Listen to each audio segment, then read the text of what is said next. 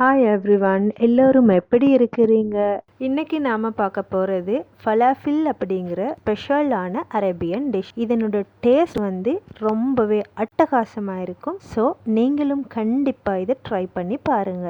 இதுக்காக வேண்டி நான் கடலை எடுத்திருக்கிறேன். இன்னைக்கு ஃபலாஃபில் தயாரிக்கிறதுக்காக வேண்டி நேற்று நைட்டிலேயே நான் கடலையை ஊற வச்சேன். மினிமம் 8 hours ஆவது ஊறி இருந்தால் தான் கடலை ஃபலாஃபிலோட எக்ஸாக்டான டேஸ்ட்டை நமக்கு கொடுக்கும். முதல்ல நான் இந்த மாதிரி ஒரு பிளெண்டர் ஜக்ல இந்த கடலை எல்லாம் ஆட் பண்ணிக்கொள்ள போறேன். இதனோட அளவுகளை பார்த்தீங்க, 500 கிராம் அளவு கடலைக்கு நான் 2 பெரிய வெங்காயம் கட் பண்ணி எடுத்திருக்கிறேன். 4-6 பூண்டு எடுத்திருக்கிறேன். 4-5 பச்சை மிளகாய் கட் பண்ணி எடுத்திருக்கிறேன்.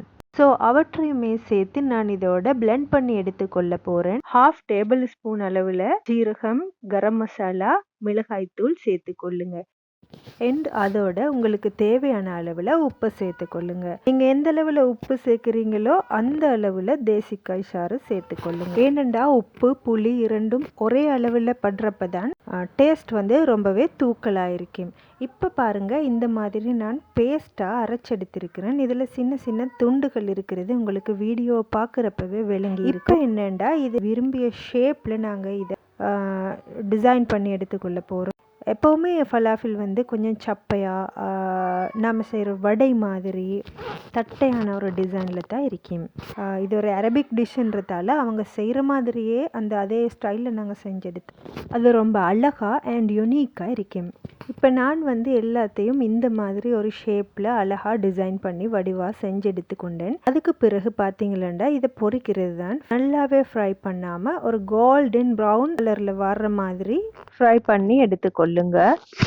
பொரிக்கிறதுக்காக நான் இந்த மாதிரி ஒரு பேனில் ஆயிலில் ஆட் பண்ணிக்கொள்கிறேன். நீங்கள் பயன்படுத்துகிற தேங்காய் எண்ணெயோ அல்லது ஃபார்ம் ஆயில் அல்லது சன்ஃப்ளவர் ஆயில் எந்த மாதிரி ஒரு ஆயிலாக இருக்கட்டும் நீங்கள் யூஸ் பண்ணிக்கொள்ள இயலும். இந்த மாதிரி அழகான ஒரு கோல்டன் ப்ரௌன் கலர் வர்ற வரைக்கும் ஃப்ரை பண்ணி எடுங்க. ஸோ அவ்வளவுதான், ஃப்ரை பண்ணின உடனே சர்வ் பண்ணி கொள்ளலாம். இந்த ரெசிபி ரொம்பவே டேஸ்டி, அதோட குழந்தைகளும் விரும்பியே சாப்பிடுவாங்க. அதோட இந்த ஃபலாஃபில்ல ஹம்மூஸ் அப்படிங்கிற ஒரு சோஸோட தான் அநேகமா சாப்பிடுவாங்க. அந்த சோஸ் எப்படி செய்யறதுன்றத பத்தின அப்லோட் பண்ணிக்கிறேன். ஸோ அந்த வீடியோவோட லிங்கை கீழே டிஸ்கிரிப்ஷனில் கொடுத்திருக்கிறேன். ஸோ அதுலேயும் போய் உங்களுக்கு பார்த்து கொள்ளலாம். அதோட கண்டிப்பாக இந்த ரெசிபியை நீங்கள் ட்ரை பண்ணிவிட்டு நீங்கள் பண்ணின ஃபலாஃபில் எப்படி இருந்ததுன்னு கமெண்ட் பண்ணுங்கள். இன்னும் ஒரு யூஸ்ஃபுல்லான வீடியோவில் சந்திப்போம்.